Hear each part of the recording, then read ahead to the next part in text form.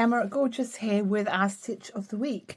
This week, my favourite ribbing stitch, English mock rib. This is a standard double rib, so knit 2, purl 2, which I also like. And it's nice and mindless, or some people might call it restful, but this is fantastic. Look how squishy wishy it is. I think the three things that I would recommend, or would I say that is great about English mock rib, is one, the result is the squishiness. If you want something super stretchy and squishy, this is the one to go for. Here's a double. It's lovely. This is made exactly the same wool, an alpaca chunky wool, but I think the result is so different. It's amazing, don't you think? So the second advantage is that this would work with any yarn. So you could do it with cotton, you could do it with any man-made fibre, you could do it with a DK weight or an Aran weight. I can't speak for anything small like a sock weight. I've never tried it with that, but I think it would. I don't see why it wouldn't work. The main difference I would say between the two and the final third advantage of this stitch is there's not much purling involved.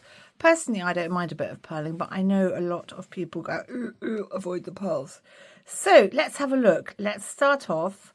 The other main difference between English mock rib and double rib is that was double rib, because you're doing knit 2, purl 2, knit 2, purl 2, you need to have even number of stitches.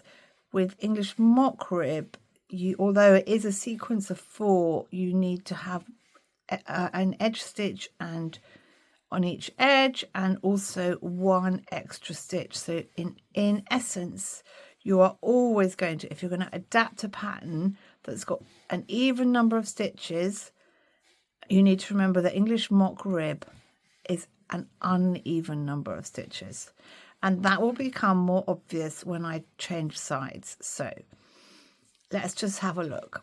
We are knitting 3 and purling 1. So let's just bring the yarn to the front and purl that one. 1, 2, 3. Let's have a look at the impact that means on the row below. So we're going to purl 1 right in the middle of our line of ribbing, the ribbed line on each side. We've got in between, we've got this what looks like just a mixture of stitches, or you might even say moss stitch, but let's just work on each stitch at a time. So that's purl on a purl, and then that's a purl stitch in the row below, but we're going to knit it. And this stitch is always going to be a knit stitch, as you can see.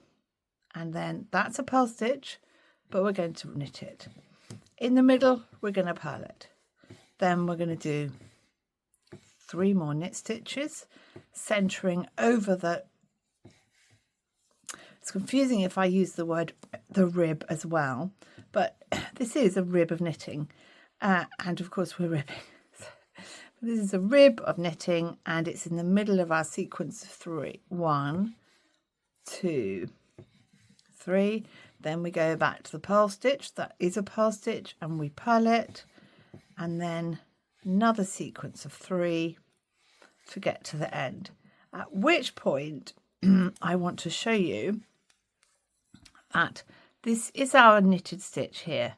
So on the reverse, that is always going to be our purl stitch. Hopefully you can see that. Here's our rib, here's our the rib of knit stitch, turn it over, and that is always our purl stitch.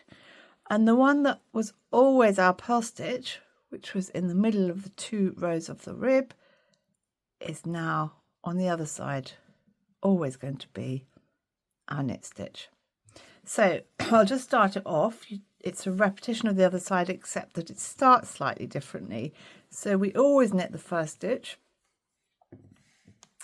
and then we're going to purl the next stitch, and then exactly the same as before, we're going to have 3 knit stitches centered around the rib of knitting. So we've done 3. I'll just repeat it one more time. 1 purl, and then 3 knit stitches centered around. Okay, so that is it. This is knitted with gorgeous alpaca wool, chunky weight, and it would use a normal amount for any kind of ribbed scarf. So this scarf will be 150 grams. It's quite a short one. You could make it longer with 200 grams. You could use yarn from your stash. You could mix up different textures and see how that goes. It's a fabulous basic stitch that you can play around with. So have fun.